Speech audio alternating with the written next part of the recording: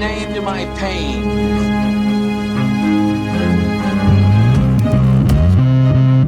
The Batman. Always waiting for some Batman to save you. It's simple. We kill the Bat of Gotham. I'm Batman.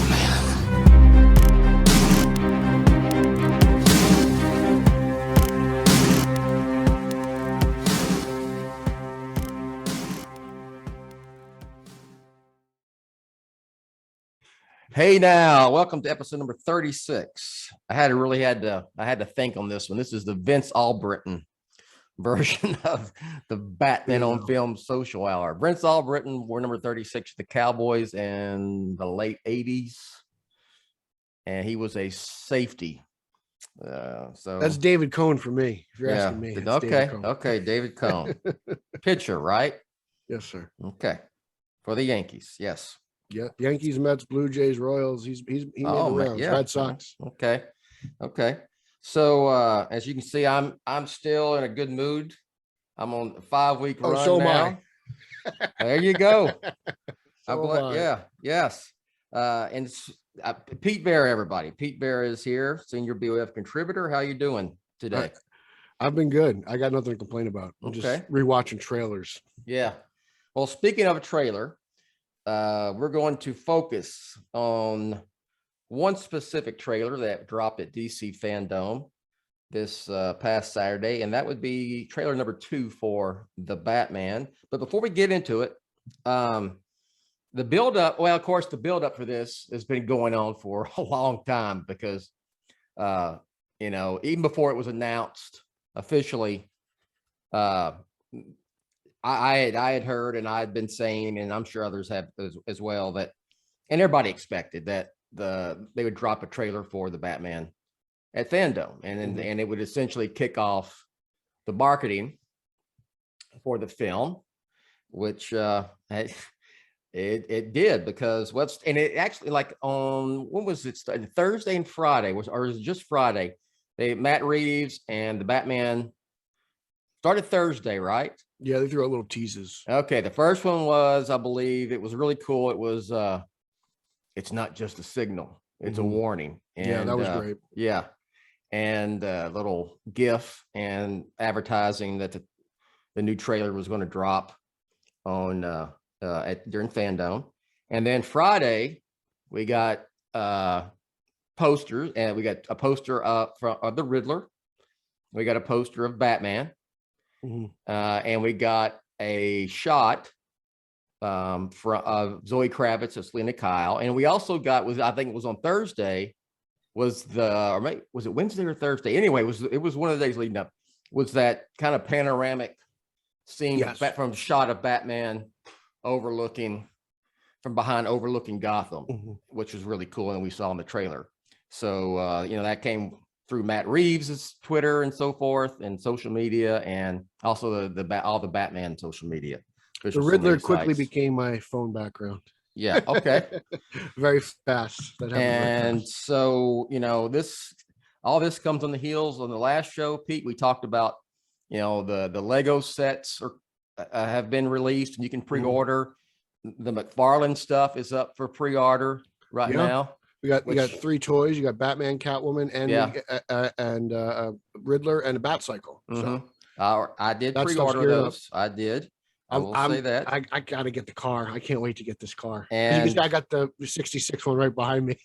I haven't even opened it up yet. So. And speaking of the marketing kickoff, so I'm watching my Dallas Cowboys play the Belichicks yesterday.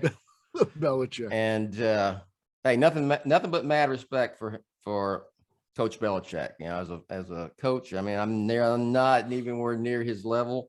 He's probably the greatest of all time, but the Cowboys have not beat the Patriots since 1996, and Bill Parcells was really. It's been that long. Was head coach. I was at that game actually. Oh, geez. It was at Old Texas Stadium. And they had not won in Foxborough since '87. Oh, geez. And so ironically, back in 87, it was an overtime game, and it ended with a 60-yard Herschel Walker walk-off run to the end zone, TD run. Okay. And yesterday's game, which was great to watch, I aged about 25 years. Football, it's like 3 hours of torture. And then you're either pissed off for a week or in general. Or then it's euphoria. I know the life of sports fan. And so yesterday's was a overtime game. It was a 35-yard pass from Dak Prescott to CD Lamb. That game went overtime too. I knew Seattle went overtime with Pittsburgh. Walk off 35-yard touchdown pass. The Braves walked off the Dodgers last night. There's walk-offs everywhere. Yeah, walking off everywhere. So anyway, I'm watching the game, and they're having the Cowboy. This presentation of the NFL Cowboys Patriots is brought to you by such and such and the Batman coming exclusively to the theaters March 4th, 2022. And so I said, they're smart. This game is going to be probably the most watched NFL game of the year so far, Patriots and Cowboys.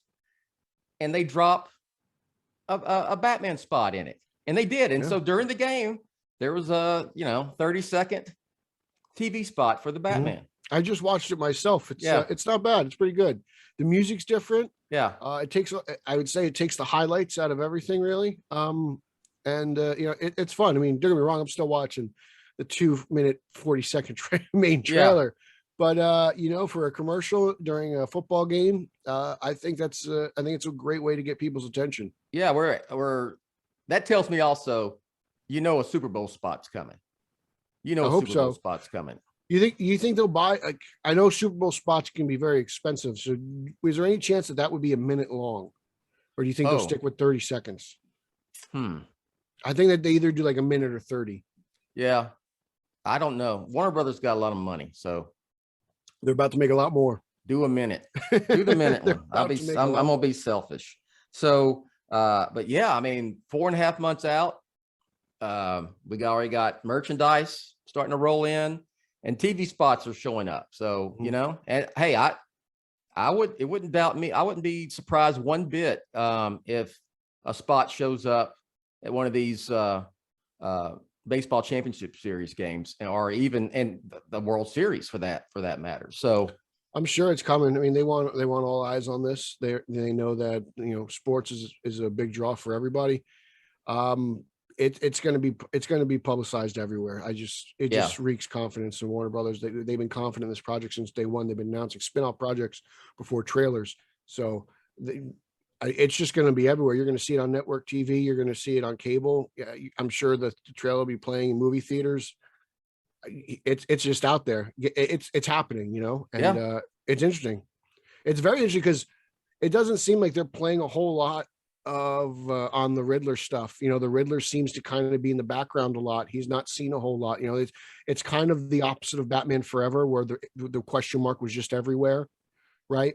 It was part of the logo for the movie. It was in all the ad, it was all over the place, that question mark. They're not really doing that.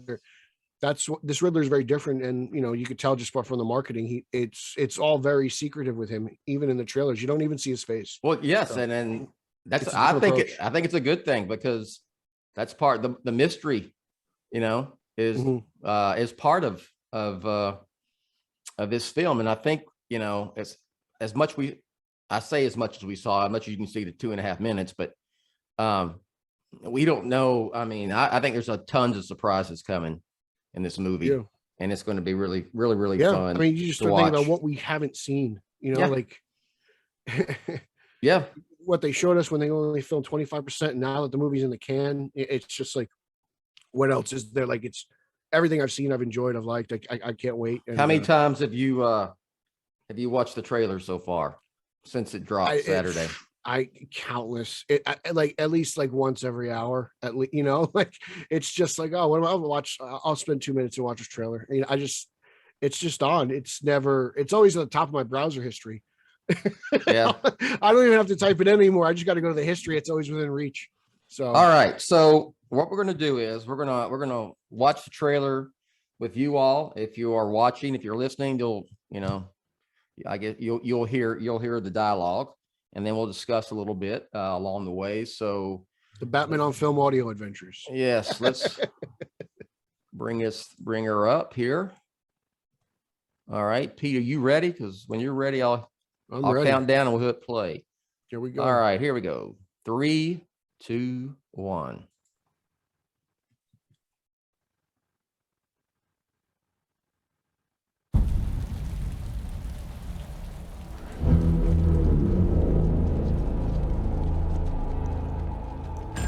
Police! Hands up! I wonder what part of the movie this will be, Yeah, I'm very curious. Is the Riddler in jail the whole time and all this is happening while he's in prison? Yeah. I'm kind of getting that vibe. Yeah. I love this bat signal, by the way. It's so unique to me. Yeah. I don't know. The shutters on it, it's very different. Is a tool. But when that light hits the sky, Great it's not just a call. great shots of Batman throughout this thing. So I mean, boring. this is awesome. I love the gadget too on the neck. That's Yeah. cute. The recklessness of him as he just literally doesn't care. Just Yeah. getting shot left and right everywhere. without control. I've been trying. His voice is very gravelly. I appreciate Yeah. that. This is about a king. And Riddler's Zoe the is match. absolutely phenomenal. I mean, can straight take care of off of like myself. the comics. I mean, Alan Cook. these shots look so great. It won't be long before you've nothing left. I don't care what happens to me. It's only gonna get worse for you. I love Oswald. He's amazing. Whoa, take it easy, sweetheart. Hear everything they say, ain't you? I love how Zoe only looks the same when she's dressed up in her cat Maybe suit. we're Yeah. not so different. Outside of that, she's constantly in disguise. I think Who it's are you phenomenal. under there?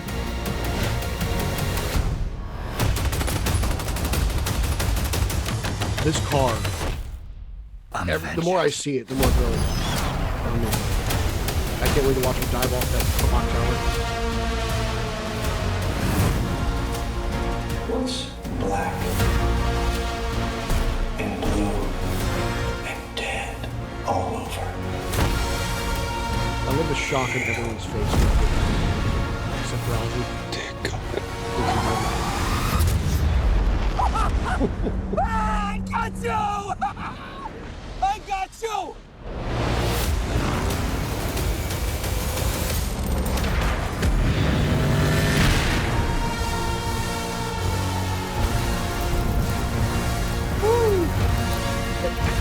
That car is just a glorious, beautiful American. That car is absolutely phenomenal. That The more you see it, the more it just grows on me. And from I that profile shot, it does kind of look like it's got a little fin action going on in the back and the fenders. So it's a Batmobile to me. I really literally have goosebumps. That him chasing the Riddler and the Riddler, I got you. He's laughing, and then Penguin, the Riddler, the Penguin. I'm sorry, and he bursts through the flames and jumps over whatever wreckage there was, and rams the Penguin's car, and then you see his car's been flipped over, and he's looking out that window, and Batman's just coming. He's on a wall. He's not running. He's just walking. Has anyone ever been more unrecognizable as a human being than Colin Farrell is in this movie? Gosh. Like a complete transformation. I know other Bale was who did Bale? Bale had all that makeup on for what movie? I forget. Wasn't he Dick Cheney? Dick Cheney. Yeah. I'm trying to think. Was Bale? Bale usually physically transforms himself. Well, sometimes he doesn't yeah. eat for about 2 years. Yeah. Just you see those guys and they just acting through that makeup. It's crazy. There's so much prosthetic on his face. It's so crazy to me that's Colin Farrell because it literally doesn't look like him at all. The scars on his face, the scars on Alfred's face. That's very interesting. Yeah. I've heard people say, why cast Colin Farrell when you could have maybe, cast Jonah Hill, a guy, older than Colin, who would, look more like that character, then you wouldn't have to use as much prosthetics and makeup, and I'm like, it doesn't even bother me. I mean, it's he wanted the actor, and I'm sure. Excuse me. I'm sure they planned on this the Penguin being having to have a lot of makeup. I wonder how long that process took. Oh, I bet it was hours. I think he mentioned it. I think he said something like it was 3-4 hours. I believe it. Yeah, that's usually what it takes. Like I think he was on Ellen or something like that several months ago, talking about it. And do you need anything else? Do you need another trailer? Or are you good? I mean, I said it on the Iceberg Lounge the Saturday. I don't personally. Again, like some of these movies release way too much footage in trailers. And that was good about the TV spot. It was nothing new. It was just bits and pieces of this trailer. And I appreciate that because I'm like, okay, like it's good for people like non-movie fans are not going to go on YouTube and watch a 2.5-minute trailer really. So like, again, the general audience, 30 seconds TV spot, and then they're on to the next thing. And that's fine. But for me, like I don't need anything else. Just keep it like we're what, October? It's coming. It's not that far away. No. I can wait. I really can. I mean, you know what I really like? I liked how we got a little bit of that red from that flare while he's in like this. I don't know where he is. He could be in a river or sewer. I have no idea. Yeah. It seems like the police are with him. So I was like, okay, that's where the red comes from. So it's in the movie. It's not some crazy weird aesthetic that people want to complain about. It's a part of the film. And, it's all, obviously it's on my shirt. It's the merchandise. There's so much to be interested about. Like, we go back to Dark Knight and the trilogy. He's working more with the police than ever before. Like I know there's the interrogation scene, but it seems like he's with the cops way more in this movie. Like, like he's leading the charge here. Like, have we ever seen a Batman this involved with the cops in live action since '66? No. He just strolls in Gordon's office. Yeah.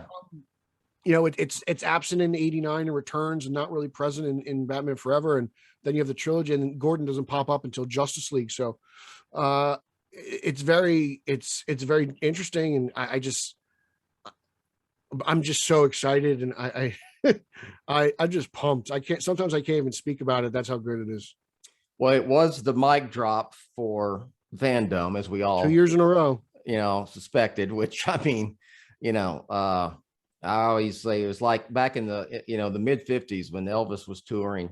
And when he was just starting out, and he was, started out as opening acts, and then they were like headlining the big name country stars for that period, Farron Young and all these others that were the headliners. And then no one wanted to follow him because how do you follow that? The auditorium would be empty, after he played. So, look, I know more is coming. A lot more is coming. And when you say more, what do you mean? You mean more like more trailers or something like that? I think we'll get into. I bet there's another trailer. You think there's another one? We'll see TV spots, pick up. I mean, you think about what's coming up. We're getting to the halfway point of football season. You're going to have the World Series here. I already mentioned that.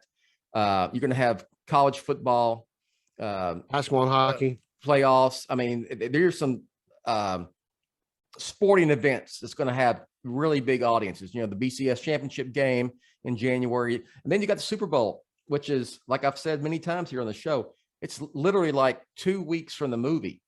Perfect time. The movie drops on March 4th. I'm trying to think.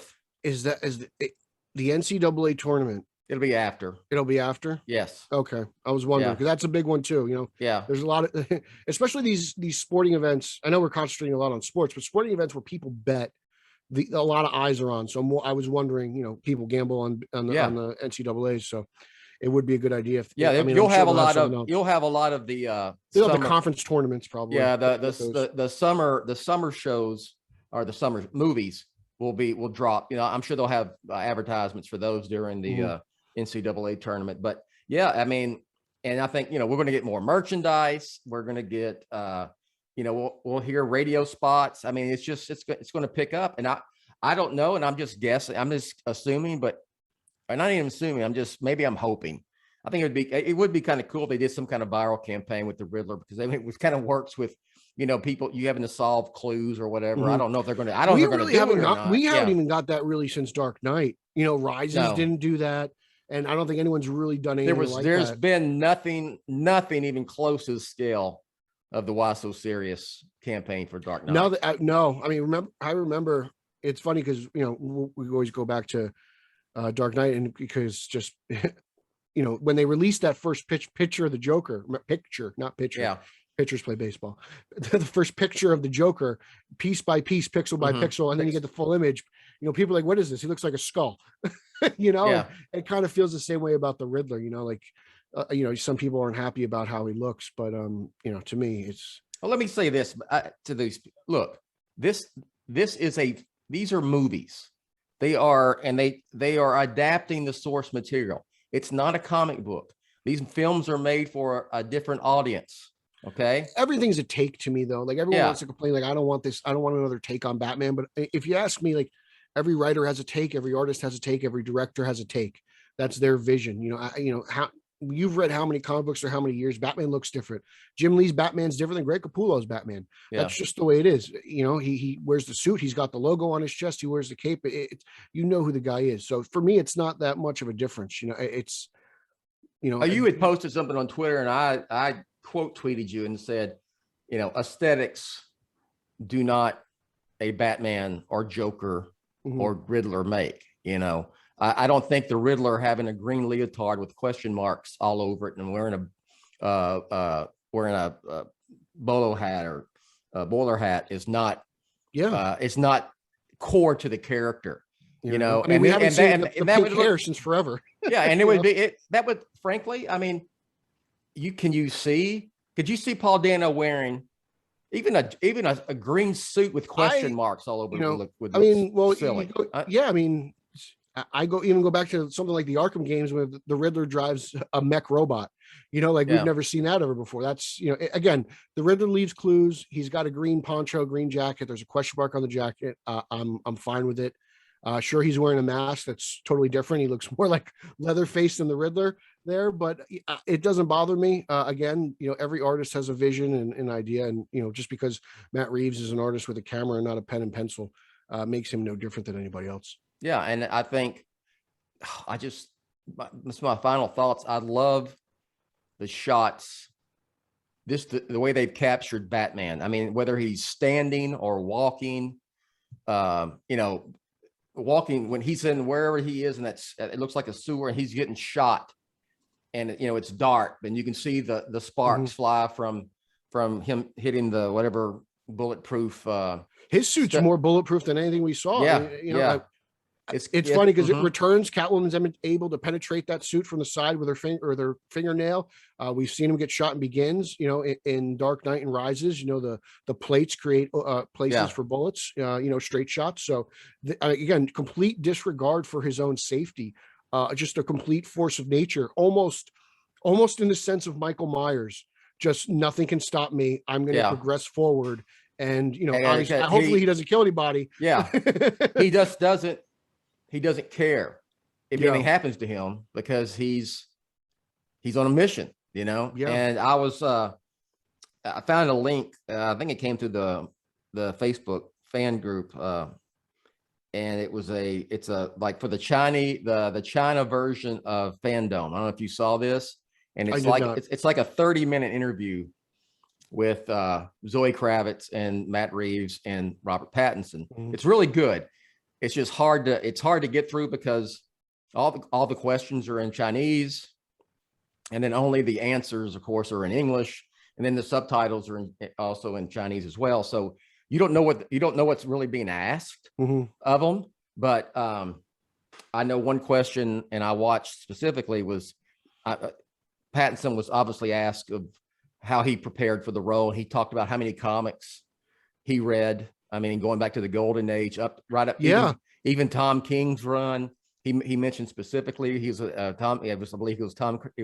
Tom's King run on Batman when we started shooting, and how he prepared physically, and you can see him. He's out his shirt on with the scars on the back. He's not Affleck jacked up in Batman versus Superman, but the dude's in pretty good shape. He looks good. Role. And he mentioned that and you kind of alluded to that, Batman has looked different. In some artists, he's this hulking, huge figure, and some he's more, a stealth type, ninja physique or whatever. And I mean, yeah. McGinnis's Batman is he's a very bubbly, muscular Batman as opposed to like someone and like Pattinson said, for this one, he's young, and so he's not at the point where he's just this massive brute yet. And he mentioned that that he's going to be a little bit bigger in other films. So in the future films. So yeah, it's really good. It's a really good interview with all of them. I also don't think he has distinguished the difference between Batman and Bruce Wayne yet. No. Which kind of reminds me a little bit of like Keaton. I feel like Keaton at times was Batman and Bruce Wayne simultaneously. You think of the mime scene when he's with Vicky and Joker, I know who you are. Like it almost seems like Batman overtakes Bruce Wayne at some points, and I feel like he's got to learn how to become that playboy. Like I've said there's a little bit of that in Begins, where he's like, what do guys with my money do? And he has to learn that. And it almost seems like in this movie, he's too stubborn to even listen to Alfred.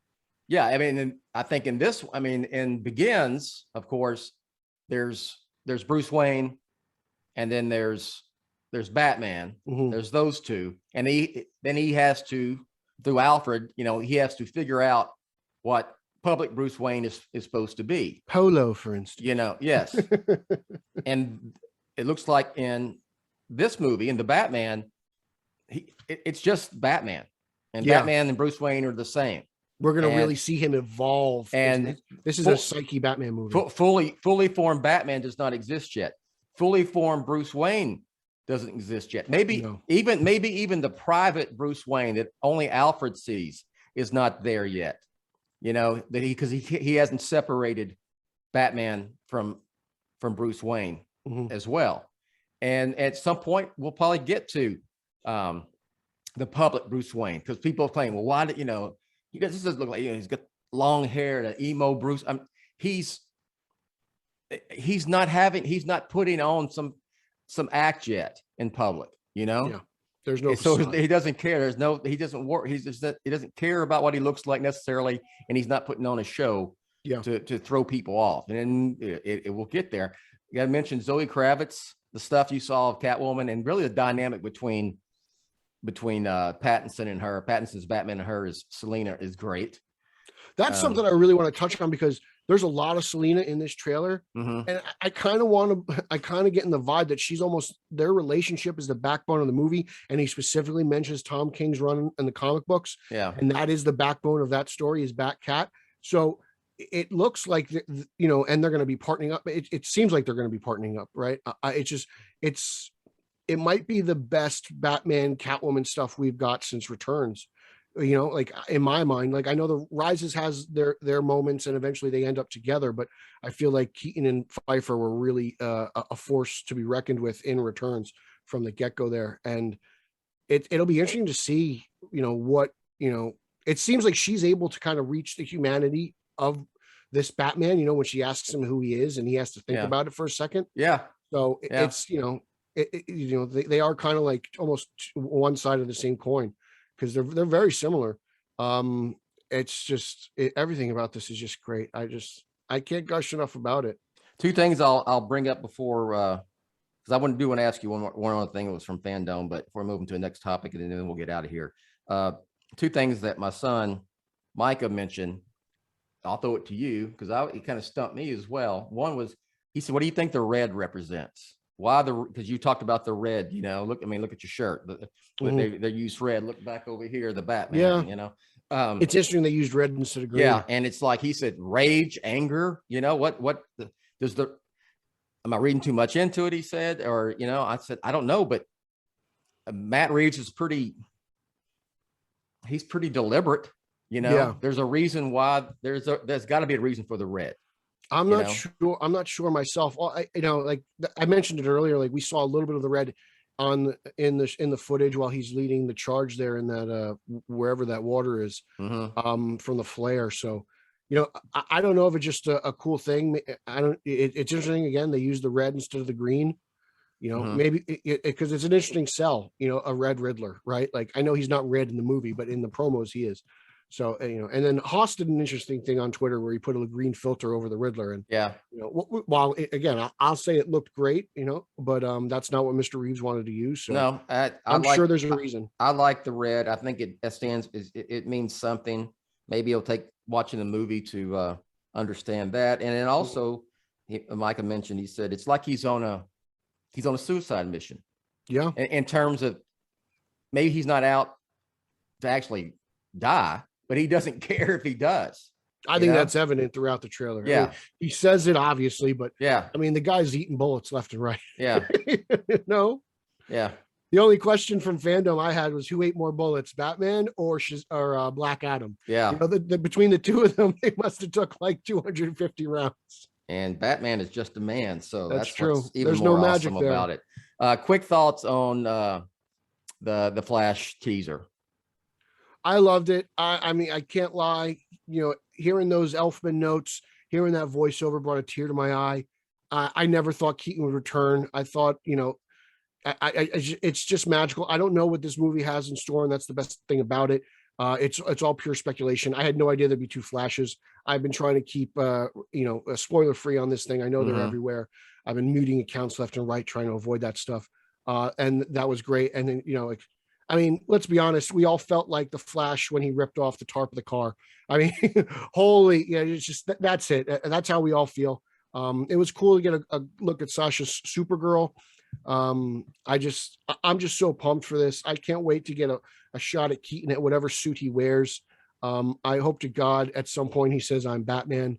I just, the fact that, we're getting the Batman and then a Batman in the Flash movie is just wonderful to me. And, I'm totally entrenched in this live action DC multiverse.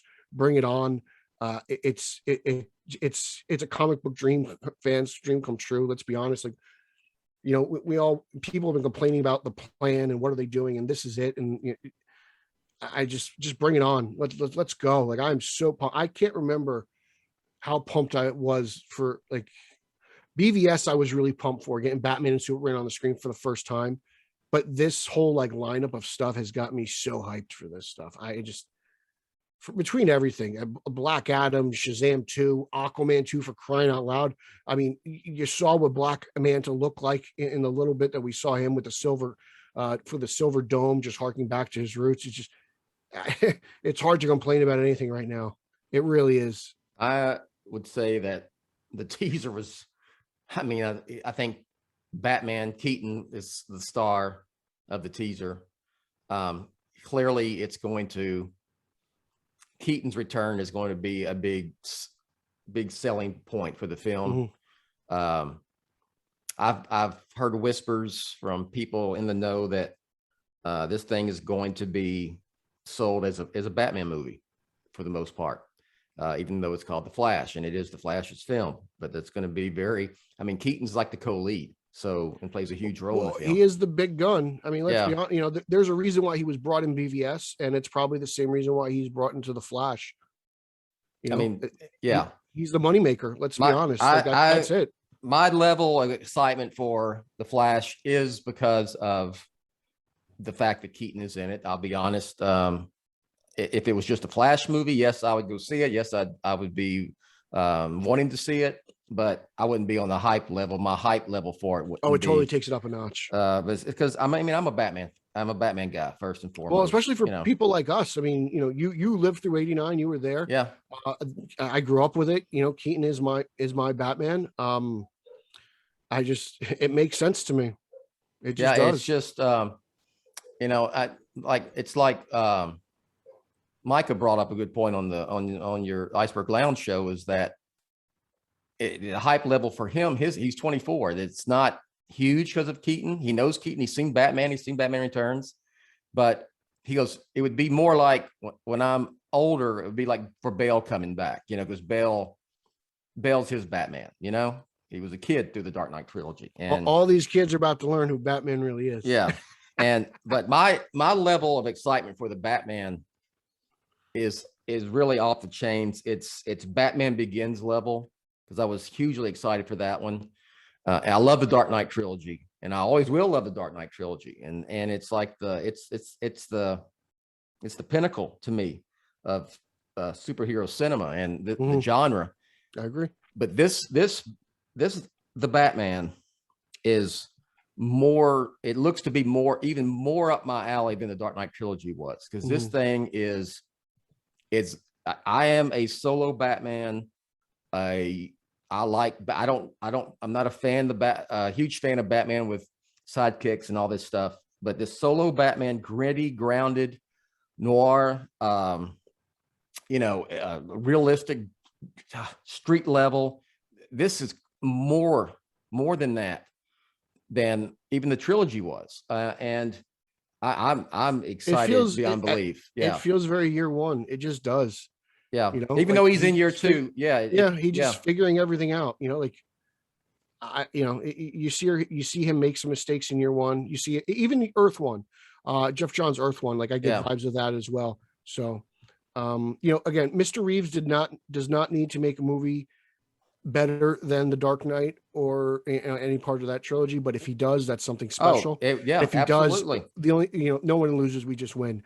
It has to be at worst Batman 89 and at its best the Dark Knight, right? Like, but if you get it somewhere in the middle there, I'm good. One last thing, I'll just to piggyback off what you were saying about the state of DC on film right now. I think they are really kind of mirroring what they've done in comic books for decades and decades and decades, where DC historically was not as connected as Marvel was. Marvel was created to be a connected, overtly connected comic book universe centered in New York City, and that's everything revolved around that. Talking to Michael Keaton about the history of DC. He's taught me a lot, and how each character was their own little, kingdoms, and they had their own kings and princes and people, and they really didn't intermix all that much. And if they did, it had nothing to do with what what the solo stuff was doing. And now it's almost like they're doing in the comic books, and DC has always been very creator driven and whatnot. And you've got, you got these films, even though that they are technically connected, they still are very director driven, and they're not beholden to setting up another film or advertising another film with cameos or whatnot and leading up to some big team up. They're just making good movies. And yeah, some of them will connect, some of them won't. That's fine. The Batman is not connected to anything. I mean, even modern day comic books are like that, sometimes the Black Label books don't connect with modern continuity. Exactly. Detective Comics has nothing to do with what goes on in, a Flash comic book, but every once in a while they will interact. It's not so much an issue for me. I don't want a product personally that is as divisive as what we've gotten. I kind of want something that'll unite the fandom and bring us back together. You can dislike certain things. Like we said, some people don't like how the Riddler or something looks, and that's fine. But I want a good overall final product, because, coming off of what we just came off of and having DC on film a complete and utter mess, it just bums you out. As someone who spends a lot of money on merch, toys, action figures, t-shirts, posters, you can see it all behind me. When this stuff is, quote unquote, not good, and, we're constantly arguing over it, it's miserable to be a fan. But this seems to have gotten a lot of people together, and we've kind of been united, and that's a good thing, because I feel like we haven't been that way in a long time. Between these standalone movies like the Batman, or something that's more connected like the Flash, or even Black Adam, Shazam. It just seems that people are really just enjoying this, and that's what I want us all to get back to, is just having fun as DC fans, as comic book fans. How could you, it's tough to complain about everything. I may have my gripes about like MCU Spider-Man, but that doesn't mean I'm not pumped for No Way Home, right? Like, I want to see these movies, and I want them all to do good, and I want them all to be amazing. So I just want something that's just not as divisive as it has been. I want everyone to kind of be on the same page. I would say that it's not really the filmmaker's fault per se that we've had a divisive no, it's a studio. They put the cart before the horse.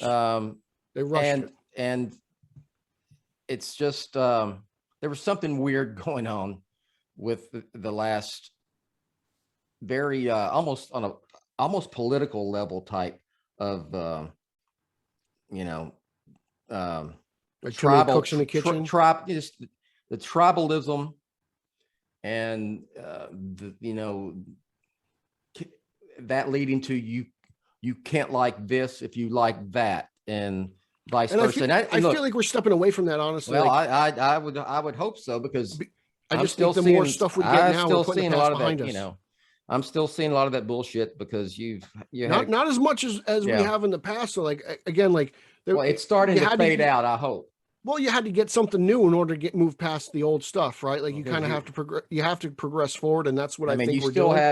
You still had a hashtag campaign that was attempting to take place and hijack the FanDome stuff, which failed effort. I don't think that worked at all, but it's still there. I'm excited because to be honest, I did not have fun covering anything after BVS came out. It just was not it was not fun. I mean, even questioned whether I wanted to keep doing this, but I'm glad I did, because the Batman's coming in. Well, that's good too, because I didn't join the website till after BVS. So I hope you're right. Things are getting better, but I think DC on film is in a really good spot. So I haven't been happier with DC on film. I mean, this is the happiest I've been in a long time, to be honest with you. Probably like since before BVS, like the lead up to, because that seems to be like the dividing factor. Like post BVS, everyone seemed to like kind of get divided there. But yeah, like I just, again, like you're getting characters you never thought you'd see on screen.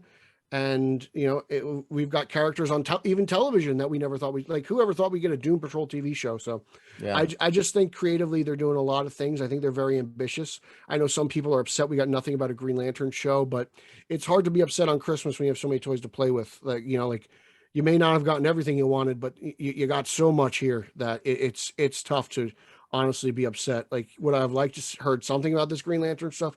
Sure, but to be honest, I between all these trailers and all these announcements, I forgot about it till somebody mentioned it. Real quick, I just remembered. Give me your thoughts quick on the CAPED CRUSADER animated series that's coming out. You put people to. I put on Twitter. It's a show created by mad geniuses. You've got Reeves, you got Abrams, you got Tim, and you got Mr. Tucker. That's a Hall of Fame lineup of creative forces right there. Bruce Timm said it's Batman the Animated Series. If we had creative control, bring it on. I'm ready. Anything that these guys touch, I'm taking a look at. Like J.J. Abrams got me interested in Star Trek. Not many people can do that. So I know Cloud's very happy about that. Matt Reeves, Cloverfield. I've been in love with him since then. Tim and Tucker. My entire childhood was blessed by those two gentlemen, and I've had the pleasure of talking to Mr. Tucker numerous times. I'm a big fan of everything he does. So I bring it on again. Like I'm so excited. We've been wanting a new animated Batman show for how long? I honestly can't even remember the last one. I guess you could say this Justice League action one, but that's not really for me. Beware the Batman was the last. Yeah. Batman. And that was a good one. I think that one ended prematurely. Yeah, I do too. So I'm ready. I can't wait. It's a different, and I appreciate the different style, the old school Batman, the original Batman look to it. So it looks like it'll be something fun and adventurous. And I just hope all these guys can get along. It's like it's almost like if there wasn't Batman the Animated Series and they were going to do it and they had no restrictions. Yeah. And I love it because the focus is on a younger solo Batman. Mm-hmm. And I like the whole idea that they brought up even that the Batman 70, not 75, but back from Batman 70, that little short that was almost, like Batman and the Monster Man based on that. Yes. And using that, it's this aesthetic will be similar to that. And, even because I think it was James Tucker said, hell, I'd love to do it in black and white. Yes, he did say that.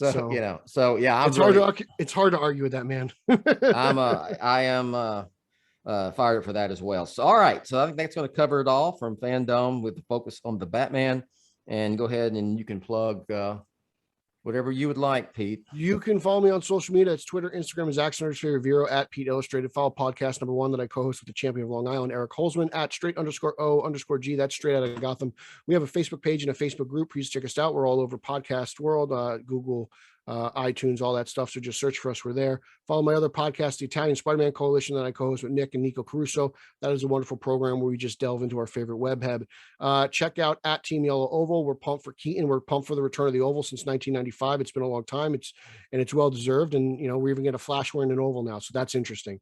Just check out Batman on Film proper. I got reviews of Batwoman now, which is pretty good.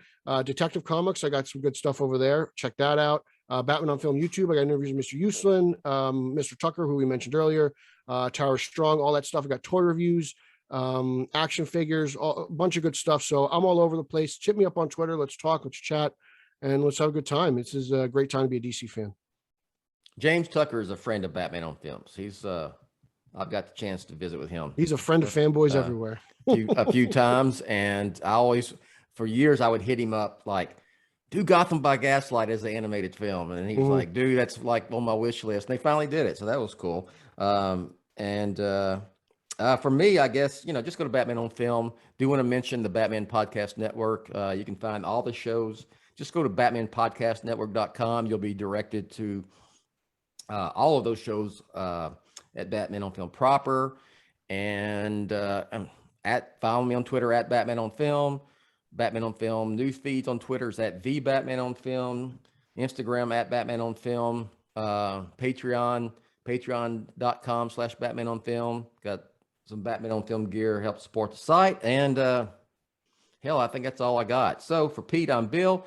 Thanks for watching or listening. And the Batman is coming, Pete. The Batman is coming. I can't wait.